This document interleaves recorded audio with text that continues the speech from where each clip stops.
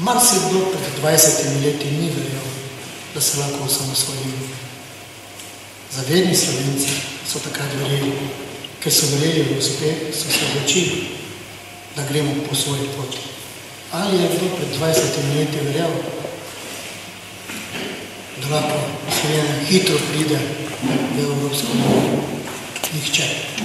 Ali je kdo verjel, da bo meja na Šentilju odprta, da sploh več ne bo meja, da bo Schengen predstavljen na drugo državno mejo? Če verjameš in če si uporen, potem priješ tudi do svojega cilja. In če nam je Evropa, takrat, ko smo imeli vlado Janeza Janše, zaupala predsedovanje cele Evropske unije, samo 2 milijona Slovencev, in vodili smo celo Evropsko unijo, potem smo tudi prepričani, da lahko Slovenci sami sebi zaupamo, da smo sposobni to mlado državo peljati tako, kot si jo želimo. In če so na Mariboru zaupali Evropsko prestolnico kulture, če so Mariboru zaupali zimsko univerzijado, če so Mariboru zaupali Evropsko prestolnico mlada leta 2014.